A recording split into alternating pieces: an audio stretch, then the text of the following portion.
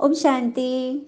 आज 18 फरवरी 2022 की मीठी मुरली सार की मीठी सी मंथन। बाबा ने कहा, मीठे आज्ञाकारी बच्चे, तुम्हें सदा अतीन्द्रिय सुख में रहना है, कभी भी रोना नहीं है। तुम्हें ऊंचे से ऊंचा भगवान मिला है। भगवान कह रहे तुम्हें कभी रोना नहीं है। देखो, रोना एक मुख का रोना होता है आवाज करके, और एक है मन का रोना। मन का रोना माने किसी के बारे में कुछ क्वेश्चन करना, बीती बातों पे रहना, अतीत की बातों में फंसना, भविष्य की चिंता में रहना। हम्म। देखो, कारण तो आ गया, कोई रोग आ गया, कारण तो आ गया। तो अब उसका निदान क्या है? सॉल्यूशन पे फोकस कर दो तो रोना बंद हो जाएगा। मन का चिंता से आप फारिग हो जाओगे, है ना। और रोना एक और बात होती है, आज के युग का रोना किसी से प्रतिस्पर्धा करने की भी होती है। चलिए एक उदाहरण सुनते हैं। एक बार एक लड़का जॉगिंग कर रहा था अपने पार्क में, अपने रोड पे दौड़ रहा था वो। उसने देखा कि उसका एक दोस्त वो भी दौड़ रहा है, दोनों दौड़ रहे हैं साथ में। अब इसके अंदर ना प्रतिस्पर्धा जाग गई, उसको अपना प्रतियोगी समझने लगा। और ना उसके फेर में वो उससे ज़्यादा तेज दौड़ने में ना बहुत आगे निकल गया। उसको संतुष्टता तो मिली कि मैं उसके आगे निकल गया, लेकिन इस चक्कर में घर उसके बीच रास्ते में था, घर को भूल गया, घर से आगे निकल गया, काफ़ी आगे निकल गया। और उसके सांस की धड़कन भी एकदम तेज हो गई, उसके देह पे पूरा दर्द हो गया। तो देखा, प्रतिस्पर्धा में उस बच्चे के अंदर क्या हो गया, कितना गड़बड़ हुआ। तो समझ में आया उसको बाद में, क्योंकि हमारे जीवन में भी यही होता है। जब हम अपने साथियों से, पड़ोसियों से, दोस्तों से, परिवार के सदस्यों को अपना प्रतियोगी समझने लगते हैं, हाँ, उनसे बेहतर करना चाहते हैं, उनसे ईर्ष्या करते हैं, अपने आप को प्रमाणित करना चाहते हैं कि हम उनसे अधिक सफल हैं, अधिक महत्वपूर्ण है, तो ये बहुत महंगा पड़ता है। क्योंकि हम अपनी खुशी भूल जाते हैं, हमारा समय, हमारी ऊर्जा, सब कुछ उसके पीछे, उसको दिखाने में, शो ऑफ करने में ही हम चले जाते हैं।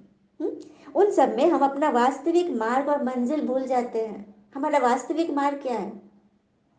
सच्चाई पे चलना, सत्कर्म करना, सबके प्रति शुभ भावना रखना। उनसे हम भूल जाते हैं, और उनको ना, तो भगवान कहते हैं कि रेस भल करो, भगवान को पाने में रेस करो, अपनी मंजिल, अपने रिजल्ट तक जाने में रेस करो, लेकिन रेस मत करो किसी से, ईर्ष्या मत करो। नहीं तो क्या होता, नकारात्मक प्रतिस्पर्धाएं कभी खत्म नहीं होती है, वो कभी खत्म नहीं होती है, लेकिन हम, हमारे जीवन भर खत्म हो जाते हैं। तो इस रोने से भी हमें अपने आप को बचाना है। हमें तो ऊंचे ऊंचे भगवान मिल गए, ऊंचे से ऊंचा। प्रश्न, अतीन्द्रिय सुख का गायन हम बच्चों के लिए क्यों? अतीन्द्रिय सुख, शास्त्रों की बात है कि अतीन्द्रिय सुख पूछना है तो गोप गोपिकाओं से पूछो, जो कृष्ण जी की मुरली के दीवाने थे। तो वो तो काठ की मुरली थी, हम्म, जो कि बस कान को रस दे रही है। लेकिन यहाँ, यहाँ ज्ञान की मुरली चल रही है। मुरली का अर्थ भी बाबा ने कई बार बताया है।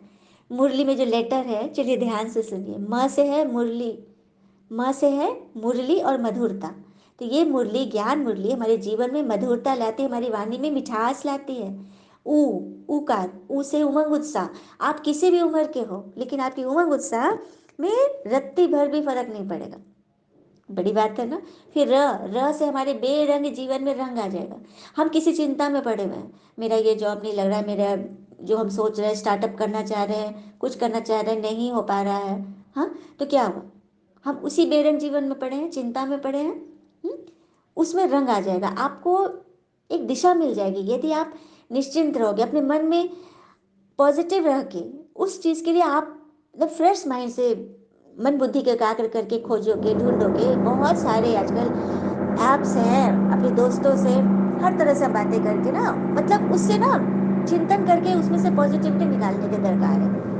तो ये होगा। र से हमें रंग मिल जाएगा बेरंग जीवन में। ल, ल से लक्ष्य मिलेगा, ईश्वर के द्वारा हमें लक्ष्य मिलता है कि हम मनुष्य देवता बनने वाले हैं, तो कम से कम देवता नहीं तो कम से कम इंसान तो बन जाए, हाँ। और ई से ईश्वर हमें ये लक्ष्य देते हैं। तो ये है मुरली का शाब्दिक अर्थ। कि जो इस मुरली को सुनेगा, इस ज्ञान मुरली को, जो इतने सारे इसमें विशेषताएं थी, तो हमारा जीवन क्या होगा?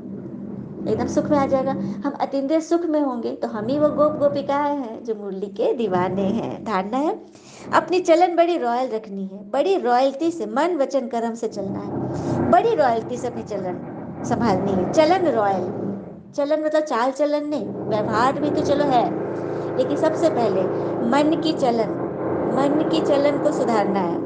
हाँ, मन को सदा बचा के रखना है, हमेशा बचाना, और ईश्वर की याद में रहना है। हम समझते हैं, दुनिया भी पूछती है क्या ईश्वर यहाँ है? ईश्वर दिखते थोड़ी ना है। तो बिजली का जो तार होता है, दो तार, ठंडा व गर्म, तो वो सर्किट से पूरे रूम में वायरिंग से सारे कमरे में फिट है, कमरे में फिट है ना। तो बिजली दिखाई तो नहीं दे रही, लेकिन जब स्विच ऑन करते हैं तो बिजली दिखता है।